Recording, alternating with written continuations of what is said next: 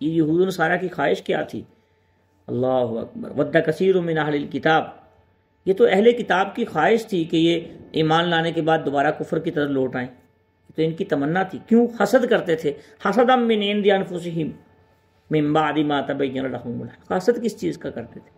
حسد یہ کرتے تھے کہ اتنا بڑا اعزاز ان مسلمانوں کو مل گیا، ایک اتنے بڑے نبی مل گئے ہیں، خاتم النبیین، امام الانبیاء، اور اتنی بڑی کتاب مل گئی ہے۔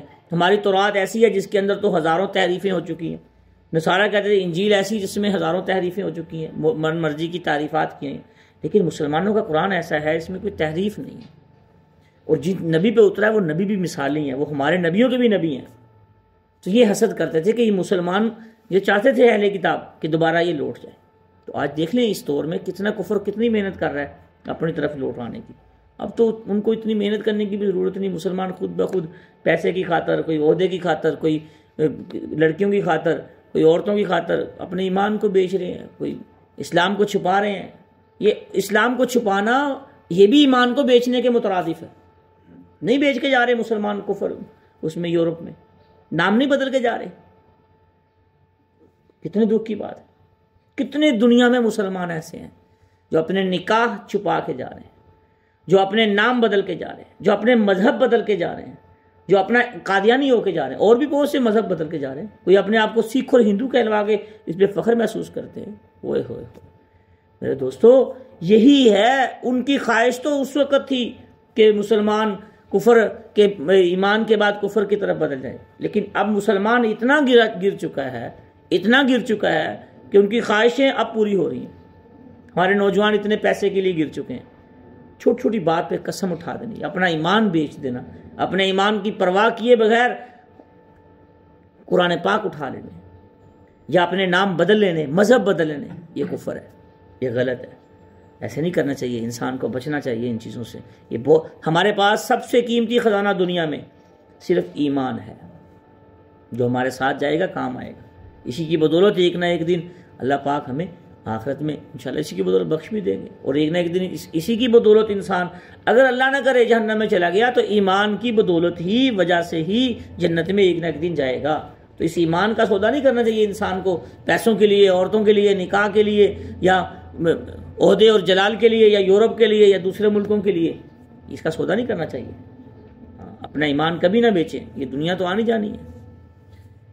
فَاعْفُوا وَاصْفَحُوا حَتَّى يَأْتِيَ اللَّهُ بِأَمْرِهِ۔ پہلا یہاں پہ اللہ پاک فرما رہے ہیں فَاعْفُوا وَاصْفَحُوا، یہ کفار کی خواہشیں تھی۔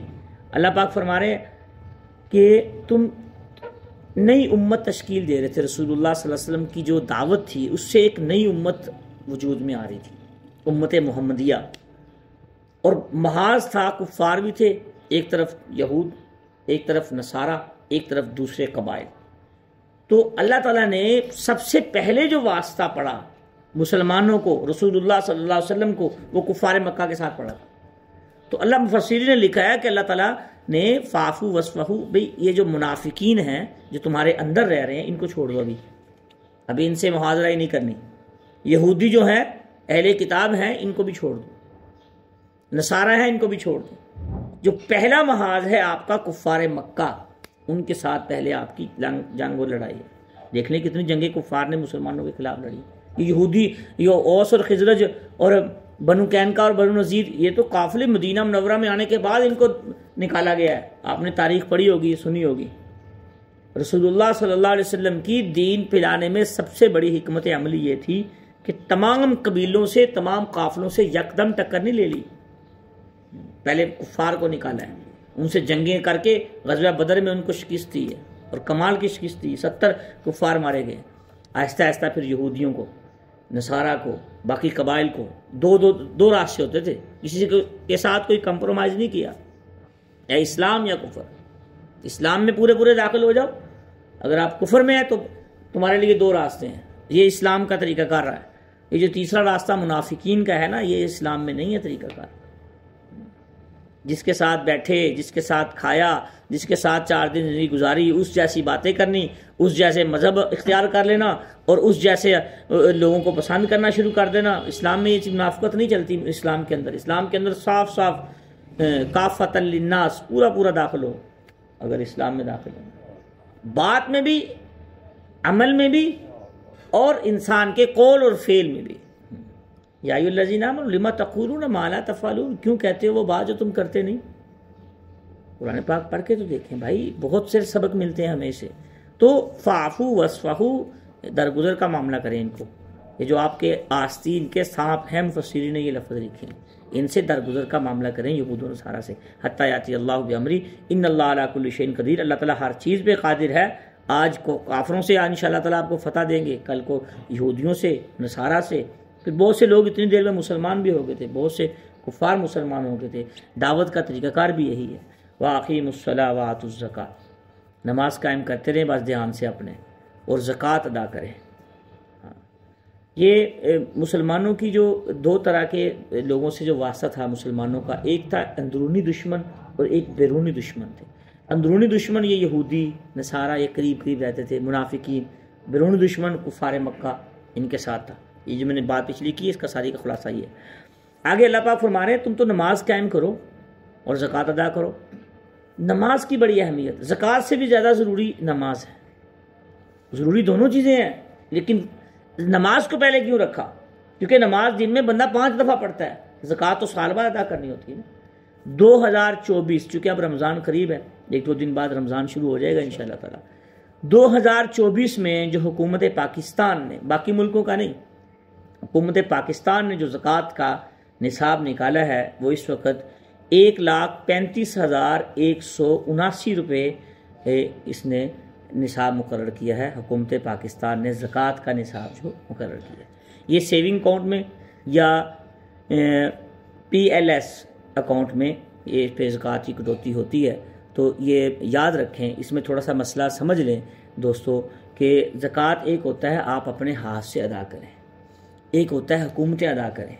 آپ کی طرف سے زکوٰۃ دونوں طریقے سے ادا ہو جاتی ہے، لیکن اگر کہیں نا دل کی تسلی کرنی ہے تو اس کا طریقہ کار یہی ہے جو اصل طریقہ ہے کہ اپنے ہاتھ سے غربا اور مساکین میں پیسے تقسیم کر دیں، یا جس کی جو ضرورت ہے اس کی ضرورت پوری کر دیں.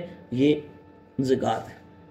تو اگر آپ ایسے نہیں کریں گے، سستی کا مظاہرہ کریں گے، تو آپ کے اکاؤنٹ سے یکم رمضان کو زکوٰۃ تو کٹوتی ہو جائے گی. اب وہ کہاں لگتی ہے ہمیں، میرے علم میں نہیں ہے، باقیوں کا مجھے پتہ نہیں. کہاں تک جاتی ہے، اس میں کتنی رشوت اس میں استعمال ہوتی ہے، کتنے اچھے اداروں میں استعمال ہوتی ہے، کتنے برے اداروں میں چلی جاتی ہے، یعنی بری جگہوں پہ، اس کی کوئی گارنٹی نہیں ہے. لیکن مالکان کی طرف سے فتویٰ اسی بات پہ ہے، زکوٰۃ ادا ہو جاتی ہے. لیکن اصل طریقہ کار دوستو یہی ہے، انسان زکوٰۃ جتنی آپ پہ بنتی ہے تو آپ اپنے ہاتھ سے اتنے پیسے نکلوا کے اپنے ہاتھ سے زکوٰۃ ادا کریں. یہ سب سے بہترین طریقہ ہے، اس میں سستی نہ کیا کریں. باقی انشاءاللہ زکوٰۃ پہ ایک پوری میں نے پریزنٹیشن تیار کی ہے، انشاءاللہ میں کوشش کروں گا وہ آپ کو بھی میں بھیجوں کہ زکوٰۃ کی کن پہ زکوٰۃ واجب ہوتی ہے. اب یہ ہمارا ٹاپک اس وقت درس قرآن میں زکوٰۃ کا نہیں ہے، صرف یہ زکوٰۃ کا نصاب آ گیا، زکوٰۃ کی بات آ گئی، تو یہ میں ضروری سمجھتا ہوں کہ جس چیز کا جو مسئلہ آ جائے اس کو اسی وقت بیان کیا جائے، اس کو مزید آگے نہ کیا جائے.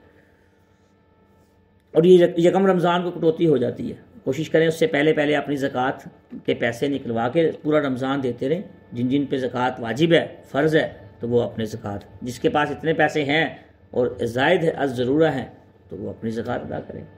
اور کوشش کرے علماء سے پوچھ لے کہ میرے پاس اتنی زکوٰۃ کے پیسے ہیں، میں کہاں کہاں ادا کروں، اور کس کس کو دوں، کس کس شعبے میں زکوٰۃ دوں.